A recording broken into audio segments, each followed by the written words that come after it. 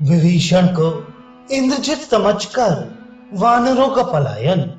उस समय महातेजस्वी महाबली वानरराज सुग्रीव ने पूछा, वानरों, जैसे जल में बवंडर की मारी हुई नौका डगमगाने लगती है, उसी प्रकार जो ये हमारी सारी सेना सहसा व्यथित हो उठी है, इसका क्या कारण है?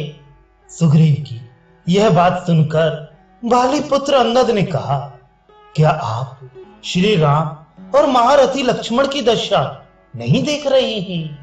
ये दोनों भी महात्मा दशरथ कुमार रक्त से भीगे हुए बाण शैया पर पड़े हैं और बाणों के समूह से व्याप्त हो रहे हैं।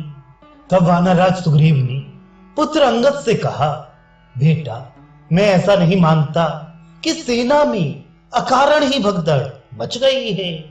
किसी न किसी भय के कारण ऐसा होना चाहिए। ये वानर उदास मुंह से अपने अपने हथियार फेंककर संपूर्ण दिशाओं में भाग रहे हैं और भय के कारण आंखें फाड़ फाड़ कर देख रहे हैं। पलायन करते समय उन्हें एक दूसरे से लज्जा नहीं होती है। वे पीछे की ओर नहीं देखते हैं, एक दूसरे को घसीटते हैं और जो गिर जाता है उसे लांग कर चल देते हैं। भय के कारण उठाते तक नहीं हैं। इसी बीच में वीर विभीषण हाथ में गदा लिए वहां आ पहुंचे और उन्होंने विजय सूचक आशीर्वाद देकर सुग्रीव तथा श्री रघुनाथ जी की अभ्युदय कामना की। वानरों को भयभीत करने वाले विभीषण को देखकर सुग्रीव ने अपने पास ही खड़े हुए महात्मा ऋक्षराज जामवान से कहा, ये विभीषण आए हैं, जिन्हें देखकर वानर शिरोमणियों को यह संदेह हुआ है कि रावण का बेटा इंद्रजित आ गया, इसलिए इनका भय बहुत बढ़ गया है और वे भागे जा रहे हैं। तुम शीघ्र जाकर यह बताओ कि इंद्रजित नहीं विभीषण आए हैं। ऐसा कहकर बहुधा भयभीत हो पलायन करते हुए इन सब वानरों को सुस्थिर करो, भागने से रोको। सुग्रीव के ऐसा कहने पर ऋक्षराज जामवान ने भागते हुए वानरों को लौटाकर उन्हें सांत्वना दी। ऋक्षराज की बात सुनकर और विभीषण को अपनी आंखों देखकर वानरों ने भय को त्याग दिया तथा वे सबके सब फिर लौट आए। श्री राम और लक्ष्मण के शरीर को बाणों से व्याप्त हुआ देख धर्मात्मा विभीषण को उस समय बड़ी व्यथा हुई। उन्होंने जल से भीगे हुए उन दोनों भाइयों के नेत्र पहुंचे और मन ही मन शोक से पीड़ित हो वे रोने और विलाप करने लगे।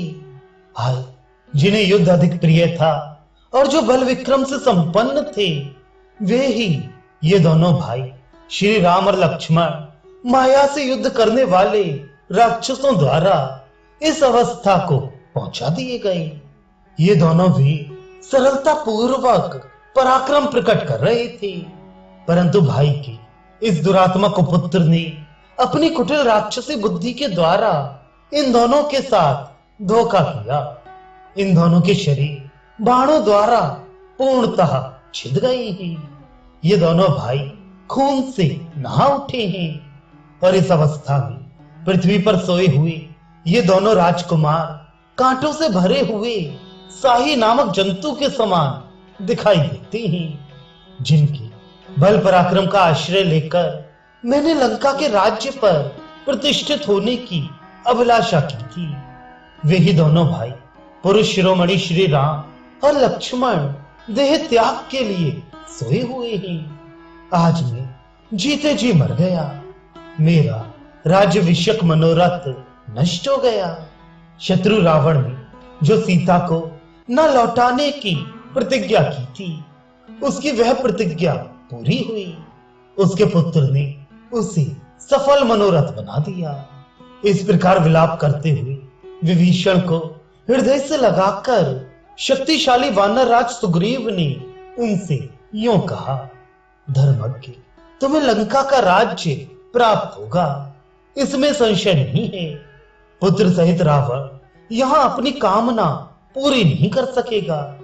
ये दोनों भाई श्री राम और लक्ष्मण मूर्छा त्यागने के पश्चात गरुड़ की पीठ पर बैठकर रणभूमि में राक्षस गणों सहित रावण का वध करेंगे।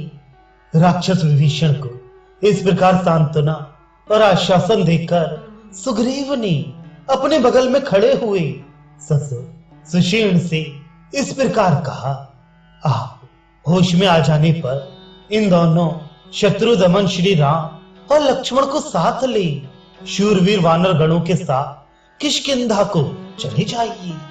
मैं रावण को पुत्र और बंधु बांधवों सहित मारकर उसके हाथ से मिथिलेश कुमारी सीता को उसी प्रकार छीन लाऊंगा जैसे देवराज इंद्र अपनी खोई हुई राजलक्ष्मी को दैत्यों के यहां से हर लाई थी।